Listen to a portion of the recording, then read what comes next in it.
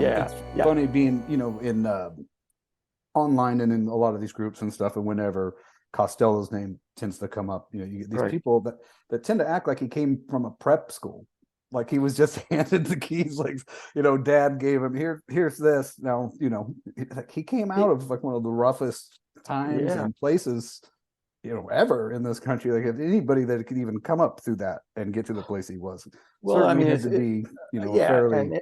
and if you look at his business, I mean, there's a book called Supreme City by Donald Miller, who's a professor at Lafayette, I think, and it's a wonderful book, and he has a whole chapter on Costello there, and it's about New York in the 20s, and he goes into detail, not at all in an admiring way, but you see the level of management skill that it took to run that huge bootlegging operation.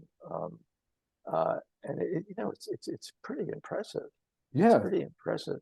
no Um, computers, no, and you're trying to manage something with records and things like that, but the records that can't be seen or found. I mean, it's right. everything about it. It's a difficult job anyway, but what they had to do, everything was twice as difficult because they're trying to smuggle and not be seen. And Right. And they were fighting off the cops and paying off the Coast Guard yeah. to an astonishing extent. Um, so, yeah, Before our time says we got about 8 minutes here, and I just want to make sure that I this talk a doesn't run lot. out. I would like you to, tell everybody where they can get your book and like the best way to get that, and where they can Well, find I'm a you. bit conflicted, right? Because you want to say your independent bookstore, which of course you should support. But if you buy it from Amazon, you can review it. If you like it, you can review it on Amazon. So that's very helpful. Is there a Amazon way is for anybody to get signed copies or anything like that? sure. If you go to my website, which is ronaldkfried.com, you can contact me. Okay, I'll probably But hit I you have a up question. for an autograph copy. I got to get an autographed one. Oh, I'd be happy to do it. But how did you get so interested in him? I can't. Well, I watched The Sopranos, and kind of got interested. I'd have always liked mob movies like The Untouchables and The Godfather and stuff like Yeah, that. yeah. But I'm out in the West Coast, so I didn't grow up around any of this stuff. But Uh-huh. um, after The Sopranos, I came across a documentary. It was one of these biography documentaries on Tommy Lucchese, and kind of Uh-huh. watched a real story. And I started watching those on YouTube and realizing, hey, half of The Sopranos is just real stories. They just changed the names, and I was like, this is fascinating stuff. So I bought Five Families. That was the Oh, right. first book on it I got, Yeah, luckily yeah. because it's so good. And then, It's a good book. Yeah.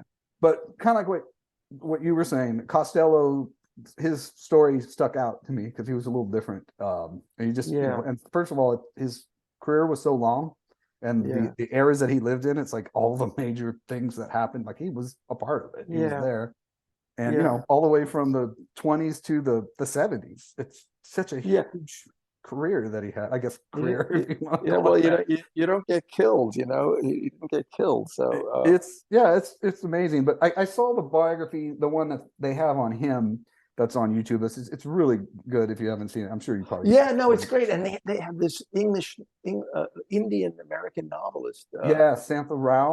and she talks about her French, and that actually one of the things that totally seduced me, Me because I'm too. a I writer thought it was her who story about him. That and that was is one of the things I was great. saying. You wove some of those things in here, and I love Yeah, that all those little quirks about his personality come out in this book. The way from those stories, but you, you you, know, you, yeah. And also, no, as I say, you mentioned The Sopranos, uh, but Tony Soprano goes to a psychiatrist. Well, Frank Costello went to a psychiatrist, yeah, exactly. and those are the most fun to write, really, because who the hell knows what he said to his psychiatrist? But I got to make it up, Yeah. Well, I thought and that. you clocked it pretty good from what there's a little bit of him in his own words talking about that experience. And, Oh, there he was is. obviously not very happy about how it turned out. But when you have the dialogue between them, I think that's probably pretty close to Oh, good. That's nice to hear. Also, how he would probably be. So, his literal voice, right? It's interesting.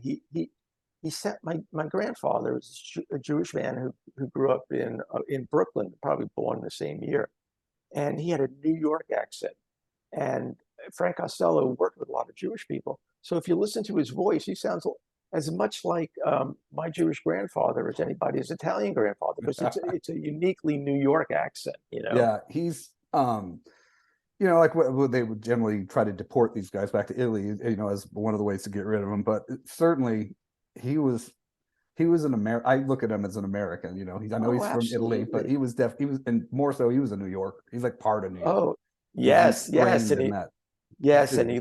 he loved the uptown restaurants, and he Yeah. was, he went to the Waldorfs every day to get his manicure, like Pontius Pilate every day, Well, Um, and you have that in there, which is really great. Where he supposedly he had the back hall where that you'd get up, and that's where he'd have his yeah, business, and he yeah, had yeah, everybody on the payroll, so he knew nobody was bugging him there or was listening in, and yeah. you did a great job of putting all of that in there, like his Thank you. daily routine that he was When known you do it, for. when you do a historical novel, you become a jewel thief, right? Because you read all these books and you put it in a different setting. It was Uh, great though.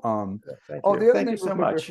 before just in case it cuts out on us or Yeah, anything, I didn't get a chance to kind of go back and look at the timeline that you were talking about yesterday, your yeah. email. What was Oh, the one thing that you oh, there's didn't? a cheat, right? So the novel adheres to the historical timeline with one exception, because when Frank, I'm giving it away. I should have a contest actually, so you can figure it out.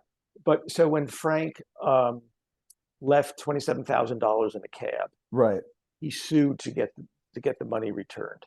And I have the lawsuit taking place immediately after the incident, but in fact, it happened a year or two later. Oh, okay. He had a, oh, it was that I didn't realize it was that long after. I Yeah, thought that it I'm kind of happened surprised within a week or two of it the whole it thing. did it didn't. But I thought it would be more dramatic, and I thought if I put it later on in the book, people would forget what it was, and I have to go back and explain it. So I Oh, well, just yeah, that definitely does not harm the integrity of the timeline though or anything. So I it's otherwise I think it's accurate.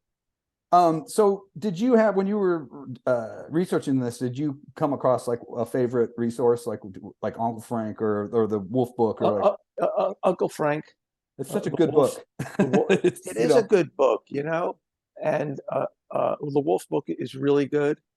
Um, and Donald Miller's chapter in Supreme City is great. I'm gonna have to And read then, that. That's one I haven't oh, read it's really before. good. And every chapter in it is interesting. But the Costello chapter is superb. I mean, he's a real scholar, but it's really fun to read.